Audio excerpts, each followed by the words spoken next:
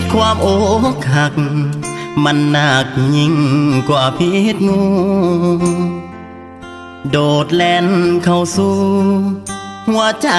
เพียงเสี้ยวนาทีเมื่อคนเคยหักเขาหอบเอาความหักนี้เจ็บแสบอีหลีเหมือนมีเหล็กแหลมแทงใจได้แต่แนมทางหักจางเจ้าวางให้เห็นเศษใจกระเด็นบ่เห็นน้องเหลือเอาไว้ทิมคนเคยหักตีจากไปหาคนใหม่เสือแห้งว่าเจ้าหักอายสุดท้ายก็เลยต้องซ้ำแม่เอ้ยแม่เอ้ยสวยลูกแม่แดงสิทธิ์อายแท้ๆลูกแม่กำลังฟอกซ้ำแม่เคยเตือนแล้วแต่ลูกบ่ทันคิดงามต้องหอบความซ้ำตามคำอีแม่เคยเว้าหนีความเจ็บหนักมาพักที่ตักแม่เฮาตัดใจลืมเขาแล้วเอาอ้อมกอดแม่แทนจากนี้ต่อไปลูกสิบ่คิดเรื่องแฟนสิเหตุใจให้นักแน่นทดแทนคุณแม่มารดา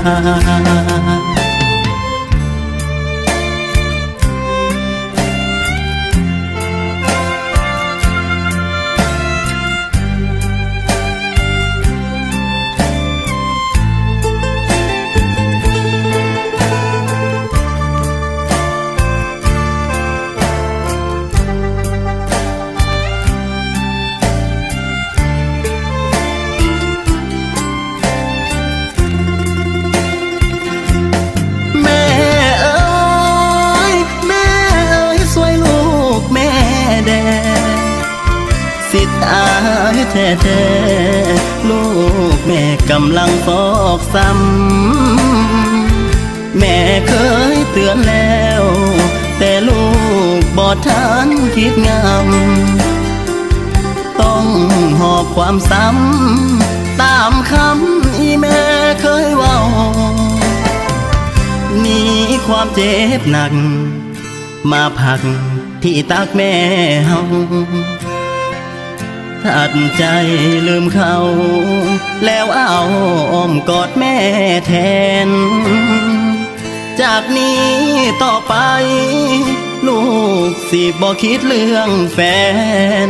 สิเหตุใจให้นักแน่นทดแทนคุณแม่มารดาสิเหตุใจให้นักแน่นทดแทนคุณแม่มารดา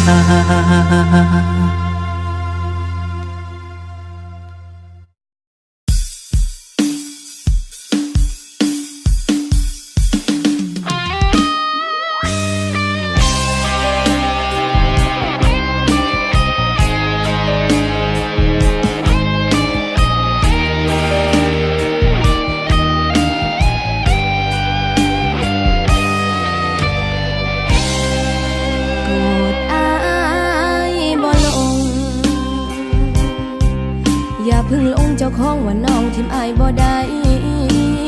คนหลายใจมักง่ายบ่แม่นควายตัวเก่าสิยอมให้ตัวซ้ำๆซักๆ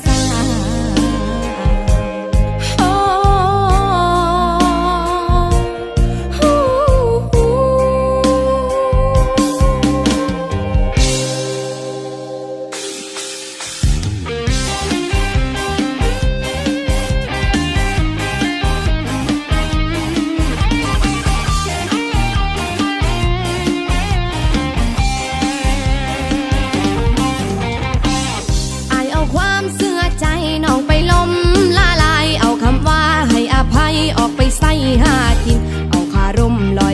มาตัวน้องจนชินฟังลึกเป็นสันดานน้องก็ลงเชื่อใจอ้ายตั้งดนตั้งนานเพิ่งสิหูอ้ายมีชู้จนผู้คนกล่าวผ่านคนบ่มีจรรยาบรรณบ่ถือสาหัวมันถือว่าเป็นทาง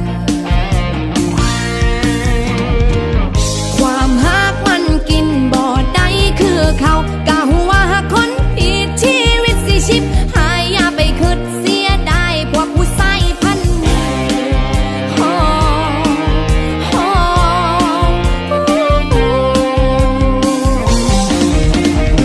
สันดานเก่าบ่ได้คันยังเอานิสัยหลายใจบ่หูจักพอมาใส่ยังหักผู้ใดบ่เป็นยังหักเล่นเล่นหน้าด้านบ่อายเอานิสัยเก่ามาใส่ออกล่าออกไล่บ่หูจักอิ่ม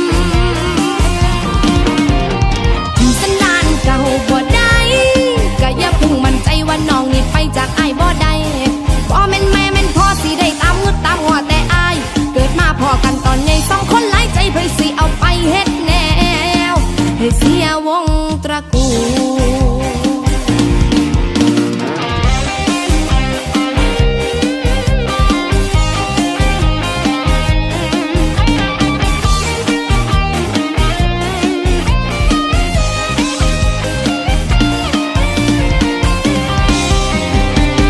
ความฮักมันกินบ่ได้คือเขากะหัวหักคนผิดชีวิตสิชิบหายอย่าไปคิดเสียดายพวกผู้ใส่พันนี้โอ้โอ้